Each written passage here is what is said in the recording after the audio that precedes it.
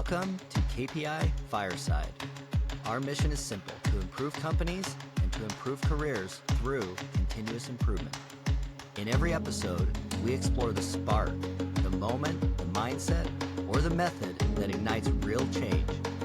Whether you're just starting out or leveling up, you'll find the insights and inspiration to fuel your next improvement. Welcome back to KPI Fireside. I'm your host, Keith Norris. Our guest today is Dr. Gwendolyn Galsworth. Gwen is a leading hands-on expert in visual thinking, visual operational conversions, and visual management and leadership. She's the author of 7 books. She's a Shingo faculty fellow and lifetime Shingo Academy member. Gwendolyn lives in Europe and is working with companies all over the world. When she's not with a client or writing, she can be found hiking. Gwen, welcome back. It's so great to have you back again. Excited for our conversation today. Thank you. Me too. Thanks. Wonderful. And where are you located at today? Today I am still in Ireland. It's only been a few weeks since I last saw you. And I don't know, it's raining today. Last time it was sunny. So this is Ireland. Well, you haven't picked up the Irish accent yet. Yeah. And nor do I understand it. I watch a bunch of cycling races with a guy named Sean Kelly from Ireland, and I love hearing his accent, especially the way he says 33rd. Was that an Irish accent? No, that was not an Irish accent. It sounds like turty turd when he says 33rd. Yes, that's right. Your T's are D's. Yeah. Well, we're going to have a great conversation today. We're going to get into topics like Obeya primarily.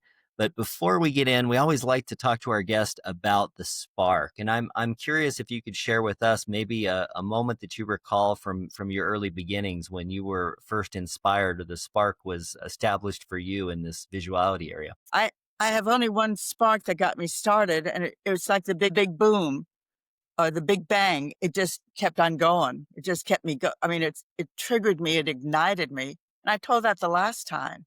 It was like the Big Bang.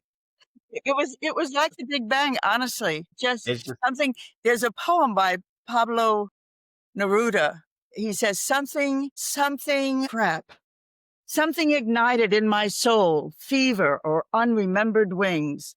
And I went my own way deciphering that burning fire. And that's what it was for me. Something ignited in my soul, fever or unremembered. And something ignited in my soul, fever or unremembered wings. And I went my own way deciphering that burning fire. And I wrote the first bare line, my first visual device. Air without substance, pure foolishness, pure wisdom of one who knows nothing. And suddenly I saw the heavens unfasten and open. Oh, I love it. No, it's wonderful. This guy, who's that by? Pablo Neruda. He was sort of the poet laureate of his home country, which I don't think was Spain. I'm sorry. I think it was a South American country. He was, one like Gauguin. He was 39 years old, a bank teller. He was doing something completely not poetry. And then suddenly it was ignition. And that's the way it was for me. I mean, I was about your age, maybe a little younger, when I discovered visuality on the floor of that production system. Just a teenager, right? That's right. Yes, a mere child. But that's the way it is. That's the way it is. It's called a calling, but the calling is something is calling you and you respond. You don't even know you're responding. You just say yes. And all of a sudden, it's taken you. I consider it very lucky because I'm fundamentally an ambivalent person. It's one of the reasons why I can research methodologies and why I can discover new ways. It's because I'm curious about why did that happen? So there's a lot of ambivalence in me. And the fact that was decided for me was a gift of the highest order. I'm very grateful. I hope it happens to everyone. I think that's such a, we've all been around these people that are mission driven, that have found their purpose, their meaning. And, for anybody that it's not clear, tell us how would you describe what your mission is? This really what you've made your life's work. Describe it for us. Well, it may surprise you. I don't think we've ever had this conversation, Keith. First, it was to discover the world of visuality. And then visuality began to teach me about these higher dimensions, these higher truths or higher purposes. First, I just wanted to help people with their fuss. I wanted to stop failing at fuss. And I found the way out of that. And that was what led me to the whole work that makes sense, operator-led visuality. I turned it over to the operators. I taught the operators really interesting things. They were like engineering principles about how to think about their workplace and how to think about information and how to discover the missing information, how to discover what wasn't there that was causing their struggle. That's that whole discussion about motion. Motion is the footprint of information deficits. That's 15 years of my life discovering that. And then when I got that in place, and that was purposeful enough, and it was so exciting. I think we're going to be talking about discovery today. I hope we do. I know we're going to get on to Obeya, and I want it to be within the same frame, so it's appropriate that we begin in this way. But when I had guaranteed success with that, I knew the methodology, I knew the framework, I knew what the infrastructure had to be. I did it enough times with my clients to say, this is a reliable methodology. I began to entertain the possibility of expanding the scope beyond operators. What would it be like? And this term will be somewhat new to people who haven't followed my work or tuned into you before, but my work is eye-driven. It's about language, visual language, physical devices, visual solutions that come out of the thinking of individuals. And it's based on their need to know. That's where it begins. And then after they get control of their corner of the world through visual devices, then it shifts to their need to share. I discovered those questions in the 80s, 1980s, but they played themselves out. And I had the marvelous opportunity to explore that. And then I said, what would it be for CEOs? What would it be for supervisors? What is their need to know, their need to share? What is the compulsion? What does a workplace that speaks mean to the rest of the workforce? Because anyone who's ever failed at fuss has had their heart broken. Because when you work with operators, it's just so much fun. There's so much grit. There's so much controversy and, celebration as operators and value-add associates get control of their corner of the world. A whole new dimension of the operators begins to blossom. And I loved it. I mean, when you see people grow and you have any role in that growth, you love it.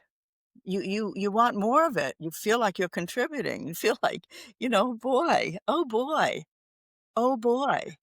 And so then I moved to supervisors, and that was visual displays. Very, very important methodology, which we'll be only touching on today. Then the C-suite, and then executives, general managers have a language.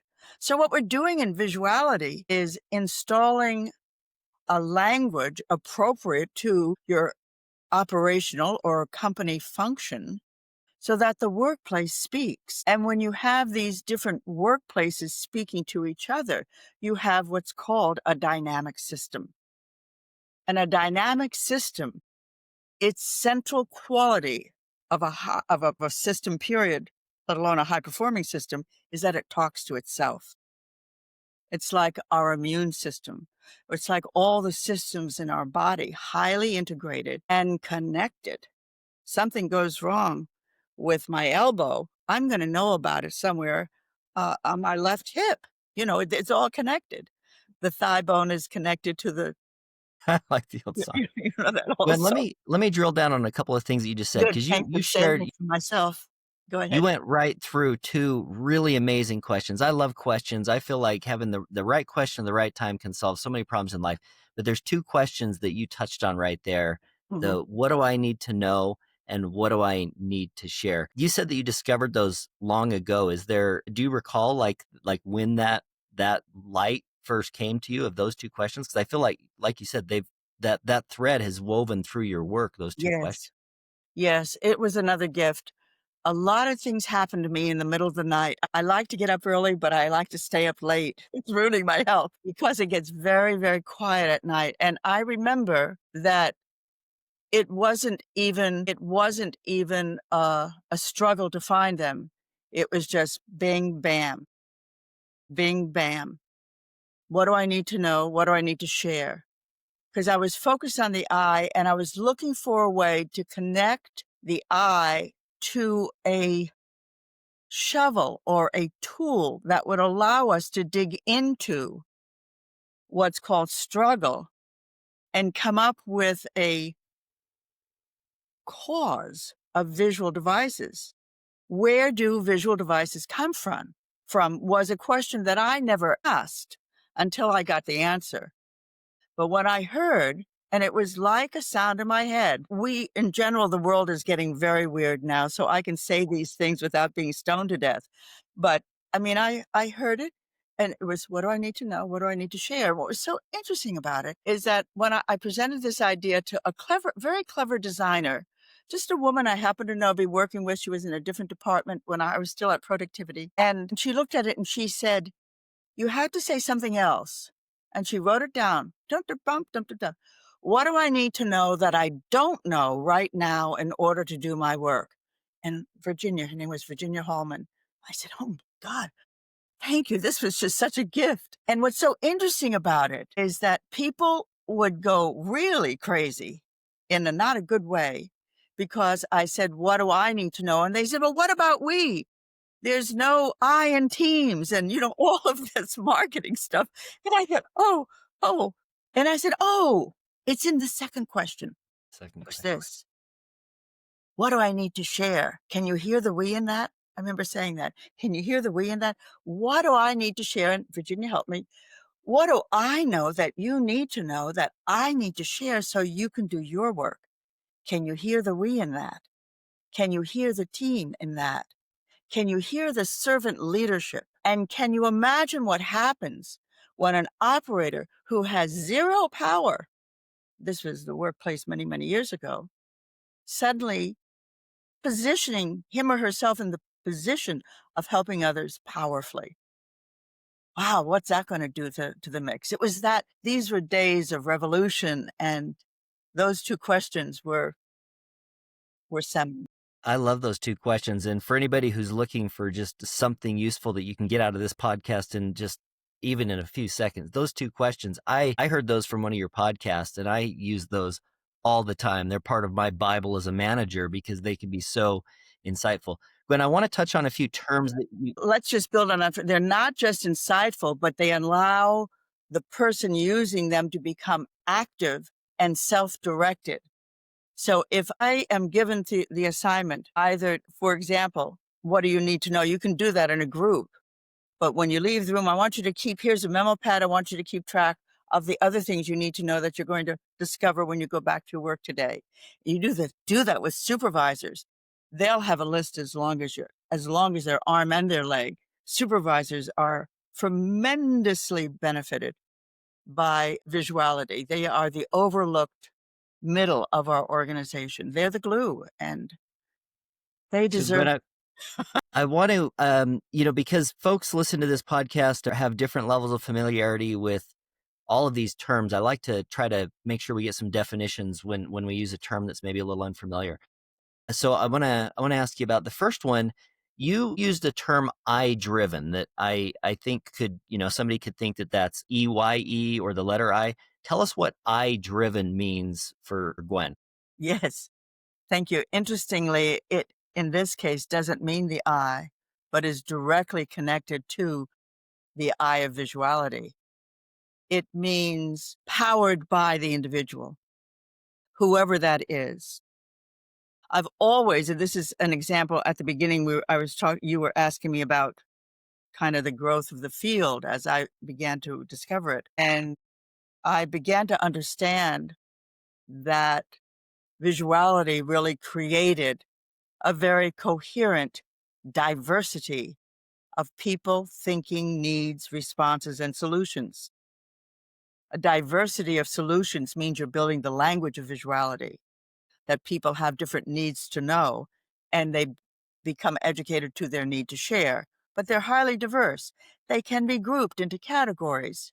They can be clustered. You can create a taxonomy on them. But in reality, that means just groups of categories, types. But in reality, that diversity gets highly uniformed because of the language that is created to connect need to know and need to share. So the power of the I, and this was many years ago, when there wasn't really a good understanding of people-centric companies, leadership, or empowerment, truly empowerment. That empowerment meant at that time for my colleagues in continuous improvement and in lean, give them something to do. They have a contribution to make. But I was interested. I sort of really, really like to take things to their extreme to see if the extreme works and then back off if I need to.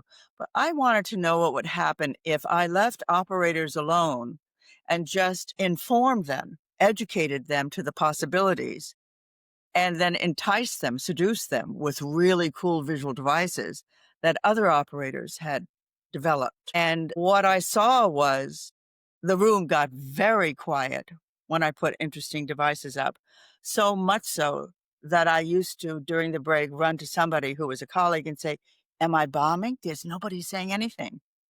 And they said, "No, it's because they're not in the room. They're on the screen. They're with you, figuring out what those devices are." Because I say, "What do you think's going on here?" It's called teaching with no answers. And it's very, very powerful, especially if you're trying to I've done this with kids. I have a really lovely family that I've come to know in Uganda.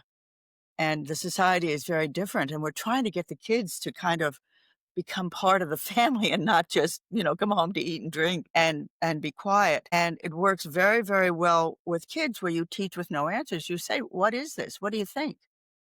You couple teaching with no answers with something else I discovered, which is called talk amongst yourselves. So you give the question, but first you say, "Now in a minute, I'm going to ask you a question.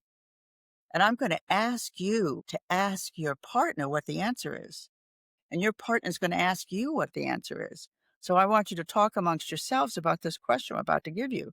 I've just given them two powerful soft skills for trainers, where trainers can really begin to weave the unity of the group, weave that unity, cause it to happen, and create this thing that is indispensable to your work and mine and the work of the world, create flow. So we ask a question without an answer. It's interesting enough and juicy enough for people to have at least an opinion. And you say, "Now find the answer from your partner. See if your partner knows." Those two things working together, and the room would go completely. I would hardly get that out after 3 or 4 times when they got used to that this was always going to be a part of it. They were already talking to each other because they wanted to discover it. And this is discovering it this way. The flow is happening this way. You're up there and you say, "Okay, what have you got for me?" And the flow goes woof. And you have a completely inhabited room that is vibrant with life, that has this dynamic feedback happening all the time. And it's an environment of learning, and it is powerful. So I became very interested in how to power operators by turning to them for their own power. The language that evolved around that, and the way I talk about it now, is the will. And that's where, in our last conversation, we talked about, will I be the hero of my own life? So what's very interesting about doing that, Keith, is that you are standing there with the complete expectation that somebody will have something to say, and more than one person, and that there'll be a conversation. There's no tentativeness. There's an expectation of course, let's talk about it. It's interesting. I mean, some of the visual devices I could show you right now are so interesting. And they are the expression of people who have a fierce need to know because they're about to lose their job. I'm thinking about a gentleman named Fitz from Holland I worked with a number of years ago, and he was going to lose his job as director of operations for 5 plants because his meetings were so boring. I mean, so boring. And he thought it was because he was too tall. He was taller than everybody else. It was He's true. too tall. I said, I said, I just sat through 3 of them and I'm ready to chew on my elbow. I can't even reach my elbow, but I'll do anything. Why? Why do you sit so that it looks like your head, excuse me, is sitting on the table? He would go like this. And I said, Fitz, what's going on? He said, I'm too tall. And I said, why do you think? He said, I had such great teams. I worked at a Japanese company before I came here, and we got along so well.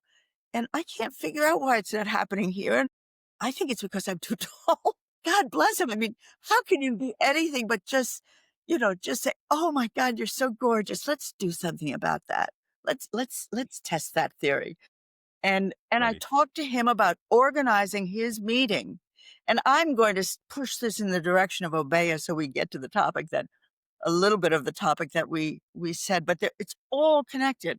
At least in the unfoldment of my life and my research into this work, it was like one thing led to another to another. If I just kept going, something would be discovered. I just had to keep going. It was a journey of discovery. And he had 15 people coming in every day for 45 minutes. It was maybe 12, sitting around a table. And if you wanted to moan and complain, you would sit in the first 6 chairs. If you didn't want to open your mouth, you'd sit in the chairs on this side.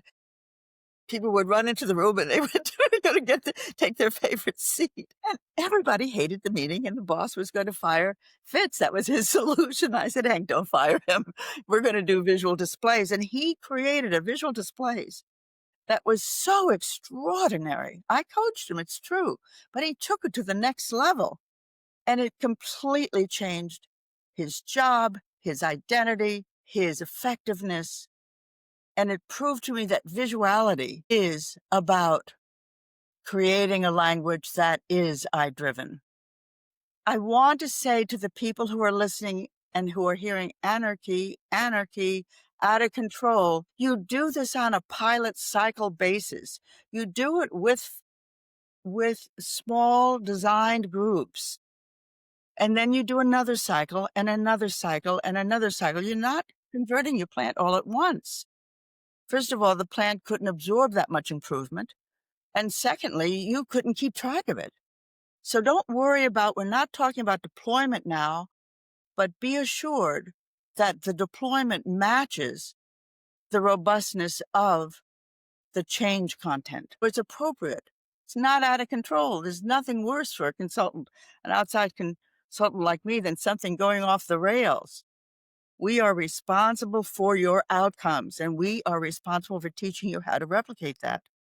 So, but what it said to me was another dimension was exerting itself, which is people have to find a way to structure their complaints about what's going on. And almost 99% of the complaints that we find in the early stages of every company on its journey to operational excellence is information deficits, missing information. I don't know this, I can't get that. What's the status? What's the problem? What's the defect? All of this information? It's this huge company, it's this huge amalgam of information. And where there's a deficit, there's a hole, and it can suck the life out of the company. So that's to answer the very first question that you asked about. Tell us about your work.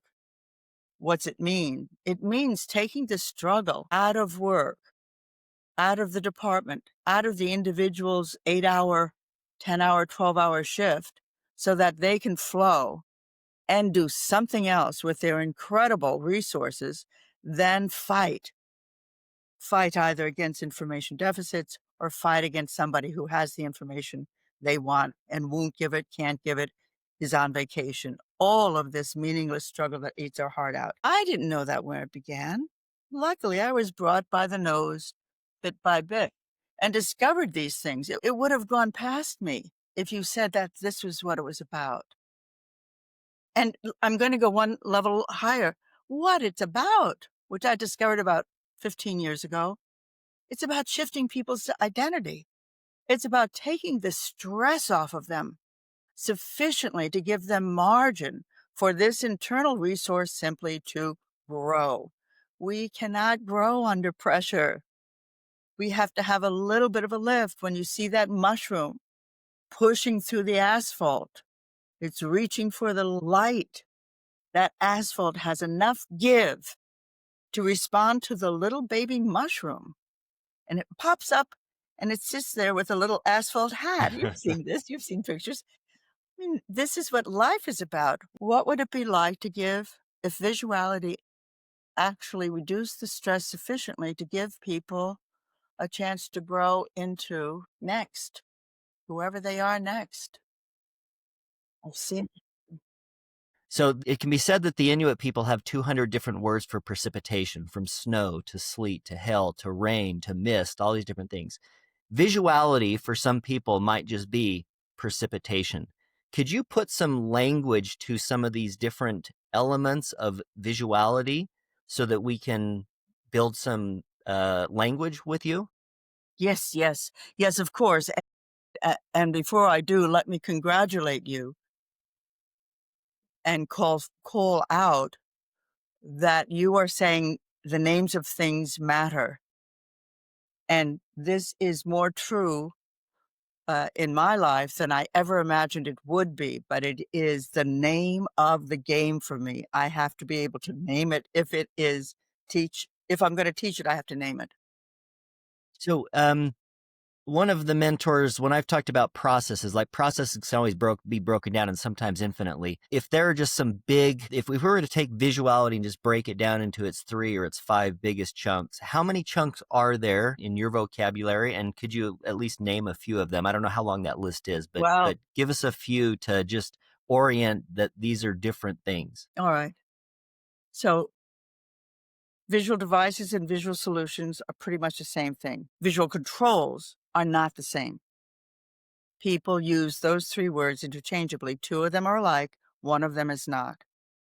A visual device is a generic term, a visual solution. It doesn't talk about the power of the device, of the solution. It just says it is a device. It's like saying this is a glass. And I've got another thing over there that's a glass, another glass, and then there's something called a cup. Cup has a handle on it. Okay? So as soon as you mention visual controls, you are talking about controlling the behavior of the person who's going to use that device, that controlling device. So a visual control is a visual device that is powerful in controlling the behavior of the user. For example, I'll go through the 4 power levels. It'll make it easy. I won't be able to illustrate it because I don't have the props with me, but I'll give it a try. This could be said to be a visual indicator. It just tells you something. It just tells you. Okay. It's a visual indicator. It's 2-dimensional visual indicator. Here's my business card. 2-dimensional. It tells you something. It has no power to make me do anything. Even if it says, stop, danger, children playing, it can't stop me. I might increase the power of that stop, danger, children playing by putting a flashing light. The flashing light adds power to the visual indicator because it draws our attention. Visuality we're sight dominant, plenty of sounds that are visual, that are devices, but they're different sensory devices, but it's the same thing. They share information. But a flashing light or a dinging bell will grab our attention and we will see the visual indicator that says stop, danger, children playing. It still doesn't make us do it, but it at least increases the odds that we'll see it and engage our will and do whatever the sign says. We'll obey. A visual control will get past the election of will I or won't I and make me. Now, if we're following the same sequence, the visual control would be the speed bump. The speed bump makes me slow down. They usually come in pairs. So even if you don't see the first one, there's going to be a second one, right? Right? So that's a visual control. And actually, there's been endless discussion, all of it interesting, about is that a control or a guarantee? Another word for a visual guarantee is poka-yoke, fail-safe, mistake proofing. There's also a range of power in that sequence. But basically, when you're in the poka-yoke level, you take the will away from the person and says, buddy, you are not going to do the wrong thing. Or, buddy, you are going to do the right thing. And we're going to use, now this is a credit card. There's only one way it'll work. You can put it in the Go ahead. Is a poka-yoke a device that kind of forces you to do it the right way? Like my Isn't that what I power just said? cord, on my computer, my power cord and my USB, they have a different plug, so I don't mistakenly plug one into Absolutely. the other. That's an example of a Absolutely. poka-yoke. Absolutely. And the more damage you can do, the more clever the device needs to be so that there's no choice. So it's that spectrum, because the interface between the human and visuality is one that is so intimate, Keith, as to be causative. The language is the way the language is because humans are using it. You don't need visual devices if it's one AI to another AI, or if it's one robot to another robot. But humans have a flood of emotional noise going on in their head, task noise, and just all of this mayhem going in their head. And they're around dangerous objects. We have to keep them safe. Or they want to do excellent work. We have to limit the choices. And in visuality, the choices for the first 3, 4, 10 cycles in a company of the visual devices are made by the very people who work there, the very people who are in danger, the very people who are trying to do a task as excellently well, whether that's a supervisor or a CEO. That's where the language is created. And then after a while, you get visual best practices. Those people either retire, they get promoted, whatever, they leave the company. Somebody else comes in and benefits from it. There's a stage of visuality where there's just a riot of new visual devices because we're creating the basis of the language. And after that, it can be built on. So this visual devices, I believe, is a specific element of your work. But just to build context for everyone, visual devices are these things that are everywhere all around us. I was just talking about the snow, for example. I'm here in Utah, and in Utah, especially in like the spring, a few months ago maybe, it'll snow in the morning, and you go to a parking lot and you'll see a bunch of people who park when there's a little bit of snow on the ground, and then by the afternoon the snow melts. And what you see is all these cars just parked in random places all over the parking lot. That's good. And so, I know that you've got literally thousands of examples like this in your book, but let's just build a little context for a minute on visual devices that we all interact with all of the time that we might not even realize. That's examples of people doing this kind of work, and it just feels natural because it works. So Go ahead. So you're talking about the parking lot. What else comes to mind, Keith? yeah, Please? speed bumps was a great example, right? Like putting a slow children playing sign probably didn't work. And so somebody's, well, what if we put a big bump in the road? Because if they don't pay attention to the sign, they'll hit this big bump, right? There's this evolution of these devices. That's exactly. I was at an airport recently, and I'm looking out the window while I'm waiting for my plane, and I see all these like lines, on the ground. And I don't think that I'd ever really paid that much attention to those until I saw a picture of one of them. I think it was in your book, where you realize like, oh, that's all those little lines right there. Those are for different sized airplanes. So when they pull Those in, are language. Those are words. That's the vocabulary of the visual language. Those are the devices. You're exactly right. Exactly. there's a phrase that I love, and there's a quote from, I'll remember his name in just a second, but it couldn't give a fig for the simplicity on the near side of complexity, but I'd give my left arm for the simplicity on the far side of complexity. And I know that in work, a lot of us, you talk about standards and, you're writing out SOPs. And I was just having a conversation with someone where like there's this complexity that you go through when you're writing things out, but on the far side of that complexity, you make things simpler and more useful. And I think that's where this visuality works. When you get something just right, it takes the place of all of these words and all of these instructions. Well, that does happen, but that's not the ideal way, and it is not necessary to wait until you make things complex to then decide to make them simple. Visuality runs on a track, can start at the same moment as your documentation. Visuality, for example, if you're documenting your standards, you can, as you focus on a standard, say, we're going to document this standard, but let's find at least 7 visual devices that will make that standard live in the work process itself. Let's create visual devices while we're creating the standard. So it doesn't have to be sequential. It can be in parallel. And I'm amazed. I do some work with TWI and the TWI consultants, but TWI is a completely brilliant intervention, very, very productive, very rich.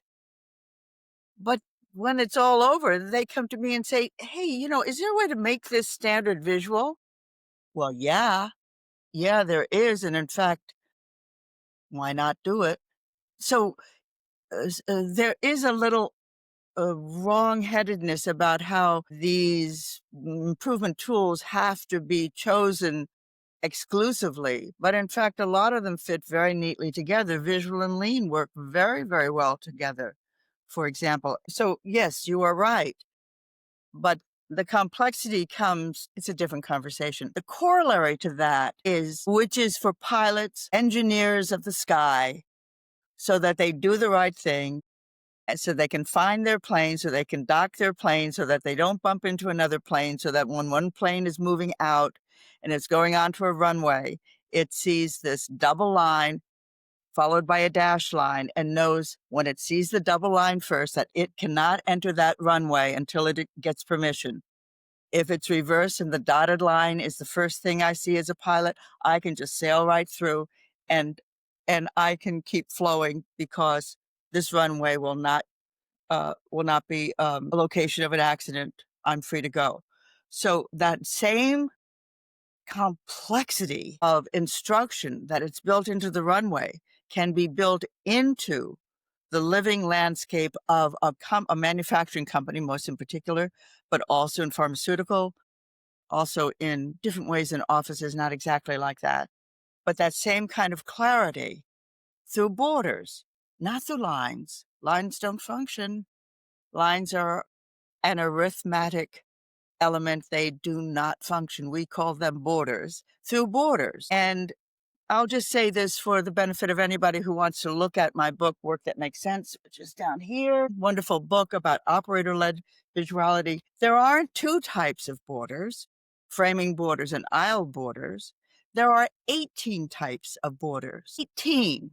They were discovered by the operators that I've met and taught over the last many, many, many, many, many, many years. They came up with borders that function with them that have never been seen on the planet before. So that's what I mean by developing the language. They're all visual devices, but the language, you have slanty borders, you have double function borders, you have dashed borders, you have person width borders, which allow you to both have the boundary function, but also an aisle that's wide enough for you to walk between the piles of WIP. Fabulous languaging, really on the level of exquisite language by operators, also by supervisors, what I was talking about before. So the language is there. It's a natural fit. Go ahead now. So I want to ask you about some of the problems that just say anybody listening to this, they might be facing it at home or at work, and the answer to that problem might be something to do with this visuality, and we'll kind of land towards this thing called Obeya. But I am curious, like, because there's all sorts of problems that happen. Like you shared, like, what do I need to know? What do I need to share? Where is my blank? All of these are examples of problems. deaths, fatalities, like things go wrong in the world, and perhaps visual devices could be answers to that. So can you give us like a list of maybe if you're having one of these kind of problems, visuality might be your solution? I could, but whether or not people would see them as a logical extension of which would be a visual solution, I'd rather approach it in a somewhat different way. All of those things that you are naming, the accidents, whether on an airplane or picking the wrong bottle, it used to be hundreds and hundreds of years ago in the pharmacies of the Middle Ages, poison was put in a bottle that was textured. It had a texture to it, so that if the chemist was reaching for that bottle, they would know right away there was danger by feel, by touch. So, but what is it that's happening there? There's an information deficit. There's missing information that could cause problems because the information is not there. And that information on the bottle is, I'm poison. And I'm reaching for a bottle that's sitting next to another bottle, and I take the wrong bottle and I pour it into somebody's medicine. The person's dead. And the next day, the little boy comes in, my mommy died. But he doesn't know that the mommy died because of the medicine that I gave him. But I pick up this bottle. So it's the information deficits is the characteristic of the problems. It's when the missing information, and sometimes that information is subtle. It's a differentiation. You see this also in chemotherapy medication, where the two names, usually chemotherapy has three enclitic parts. There's three parts of the name.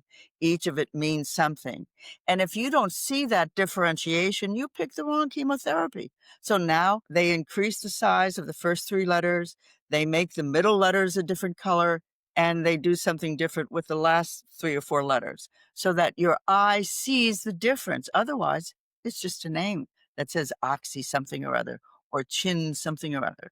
Okay? So it's more like that. It's more understanding when you look at the problem, the accident, the catastrophe. What was the missing information? Chernobyl was this way. And the other place, 2 Mile Island, there was information that was buried and not visible. That happened. It was a shutter that didn't happen, and nobody knew about it because they couldn't see it. They didn't have line of sight. And that doesn't happen anymore because that particular attribute is now recognized to be a potential killer. Do you see what I mean? So that's where visuality lives. It lives in the complexity of what's wrong, what's missing, what's been omitted, what has been bent, what has been misaligned, what is ready to blow, all of that. When you bring it to the level of, yikes, something bad's going to So happen. if there's an information deficit as people operating in our workplaces, if there's an information deficit, it's hard to see what isn't there, perhaps. What are some of the behaviors that we might That's witness? exactly it. Go ahead, ask that question, and Yeah. I've got the answer. What Go are the ahead. behaviors that we will see in the workplace when there is that missing information? What is it that we see And there's people a doing? name for that. And this came floating down. I remember the day this came floating down, or I was writing my first book on visuality.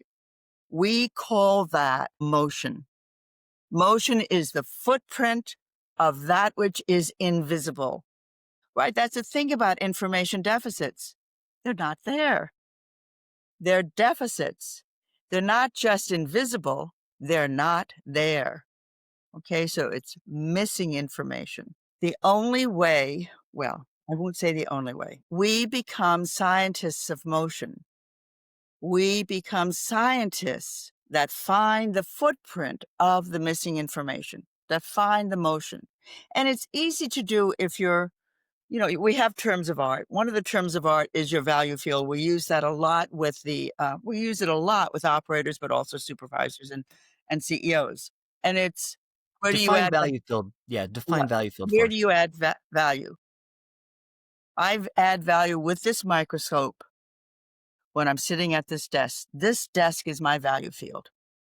So if I'm a drill press operator, it's while I'm at my drill press. If I'm a writer, it's while I'm punching in my the keys For the in most part, yeah. Well, when you get into the arts, it gets a little bit wiggly because there's not an information deficit. There's a whole realm of the imagination and yeah. blah blah blah. But if you used your computer, you got to be near your computer. I can't write without one. I can't do it longhand. I can take notes. So yeah, that's right. But it's the motion that is the footprint of the information deficits, and that is what we teach. When a plant wants to become self-sufficient in visuality, so it can grow its own language and it can keep going and go through iterations and refine that language and create best practices, best visual practices, that plant becomes an army of scientists who are looking for their motion.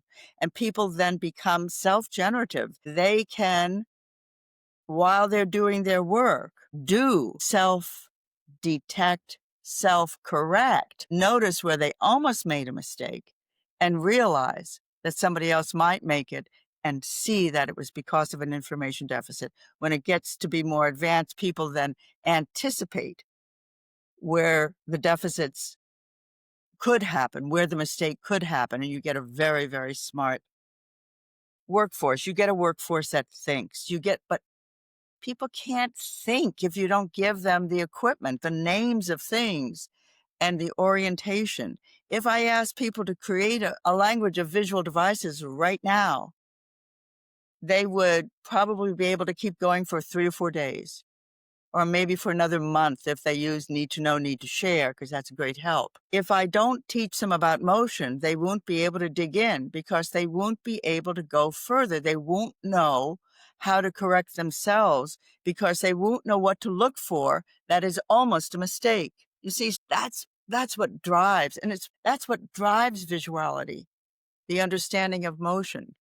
I don't want to get into a lecture, Yeah. and I won't. And in fact, I won't because you're going to interrupt me. That's even better. Go You go ahead. You go ahead. um so correct me if I'm using This is the not term. this is not esoteric. It's as plain as dirt. Only I am going to say this. My complaint about FES is not about FES. It's that you can't develop FES. You can't go further on FES. It's a compliance activity. Therefore, it is given to an audit to say good, bad. But if you introduce motion and you take the elements of 5S, at least people will be able to go further and use the principles of 5S to dig into the landscape and take 5S further. That's the problem. FS was never meant to be a developmental growth activity. It was compliance. That's the way Ono invented it. But you are depriving your operators of a tremendous contribution if you don't give them the tools for thinking and digging and discovering during the course of their own work how to make it better. This is not creativity. This is not brainstorming. This is not copying somebody's ideas. You can do all of those things, but when you want to go further on your own and you are not equipped to do it, you can't do it. It's called thinking. We've got these different levels of work inside of an organization, right? We've got operator, we've got supervisors, we've got management, we've got senior CEO level work. And you're describing these visual devices and this eye-driven nature, which leads me down this path of at these different levels, there's probably different devices and different ways to solve these different problems for the different work to be done inside of an organization. I know that you're doing some work with Obeya currently. I'm curious if you could help orient us to the space of the problem where this Obeya thing, which we'll have you discuss with us. Yeah, take us in that direction. All right. Let me put some definitions in place. One of the reasons why Keith is so interested in Obeya is because the name of his company is KPI Fire, and it has to do with KPIs, with key performance indicators, with metrics that illuminate, or they should illuminate. And the world of metrics was pretty much locked into place about 20 years ago when those guys, their names escape me, from Harvard Business School did the balanced scorecard. You can look up their names. Yeah. And Was it yeah, Norton? something like that. Yeah. You can look it up if you want while I'm Yeah. talking, or you don't have to. But the whole idea of numbers as being revelatory, revealing things, illuminating, entered our thinking. The Japanese had used them, of course, because they worked with Deming, SPC guru, somebody who was very familiar with statistics and how statistics revealed and trending and data gathering. So KPIs have a place, key performance indicators, the measures. How many did we make? How many were good? How many yielded feet? How many did we have to throw away? How much rework? How many defects? Things like that. Usually around quality, on-time delivery, safety, morale. I'm missing one of them. SQDC. Sometimes I, sometimes P, sometimes M. Yeah. So metrics. So what an what an obeya means is big room. The Japanese, and I took my first study mission over in 84. That's 1984. The Japanese were using metrics from the very beginning. Around 1990, they did a particular project, the Prius, and it was the first time that the metrics were actually put into a room by intention. They were always on the walls. But people claim that the Obeya began with the Prius in the 90s because they were on a hot deadline and they really needed all the information around them. So you can think of the four walls, and you can think that the walls are in sections, maybe around safety, quality. Here we are again, on-time delivery. Can you look those up so that we get Safety, their quality, delivery, cost. cost? That's right. Cost, yeah. But there's others, there's Yeah, morale. inventory, Well, people, like, I don't know, okay. So morale, people morale. yeah. Yeah. All right. The Obeya room, it's interesting to me. I recently moved to Europe. I was living in the United States, and about 4 years ago, I moved to Europe, did some work in Warsaw with a consulting company, teaching them my work. And then now have moved to English-speaking countries, to the western part of Europe, and working with some consulting companies here, and working with some Obeya interested companies also. But Obeya is there's much more interest in Obeya here in Europe than in the United States. And have a chance now. I'm involved with a couple of companies that want to do Obeya and want to be trained in it.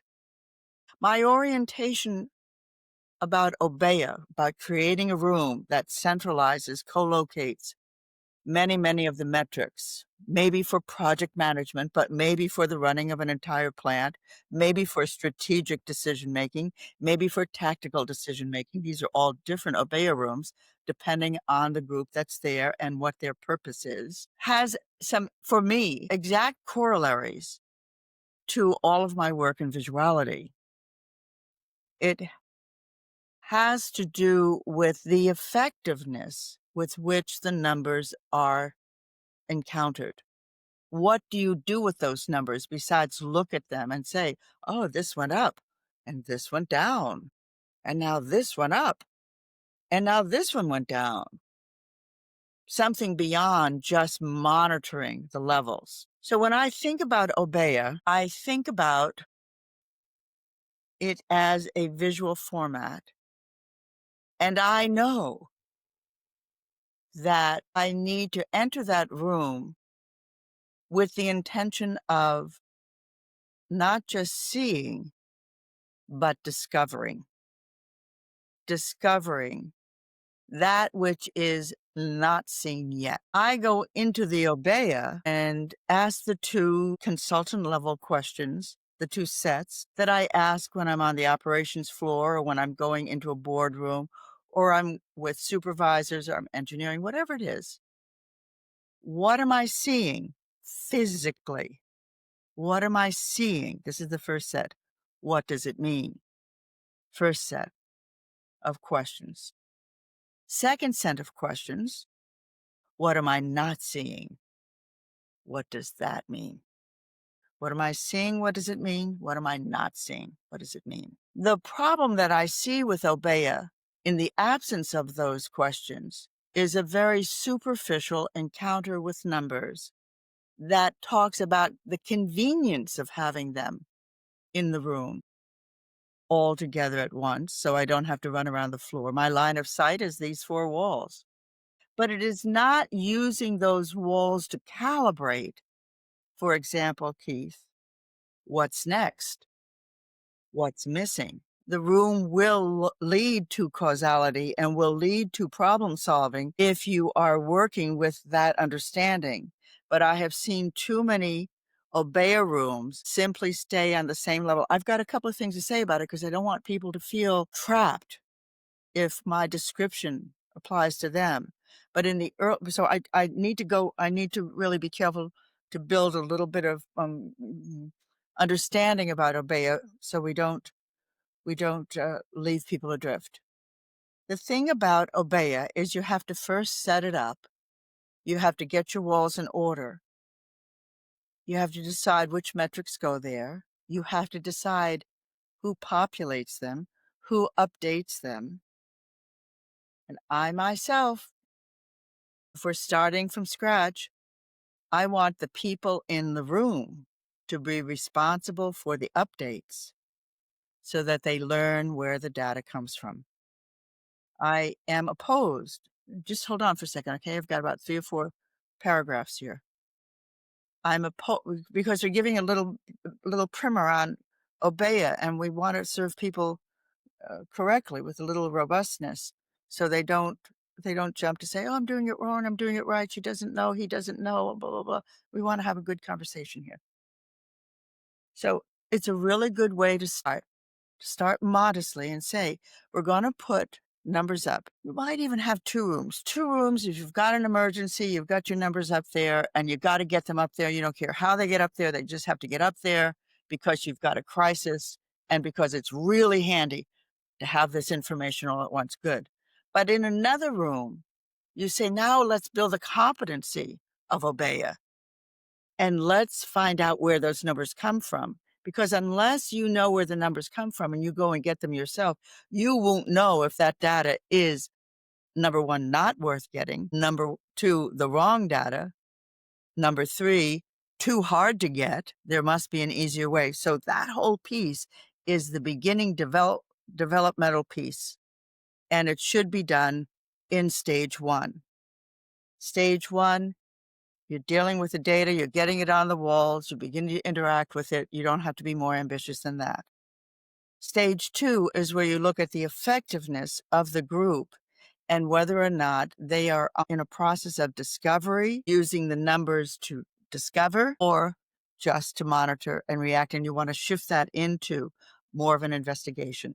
The third stage, I'll just say, has to do with learning how to drive through the numbers, and then morphing into what's called a war room, where you're really driving outcomes. But that can't happen at the beginning. You need 1, 2, you need at least those 3 stages. And that's where we'll pause for today's episode. I hope you are enjoying this deep dive with Dr. Gwendolyn Galsworth as much as I am. There's so much to unpack about the visual workplace. In the next episode, we'll continue the conversation and shift into the Obeya room. What it is, how it works, and why it might be the most powerful leadership tool that you may not be using yet. So make sure to join us for part 2. It's packed with insights on metrics that drive action, building systems that eliminate waste, and Gwen's 10 doorway framework that will change how you think about visuality.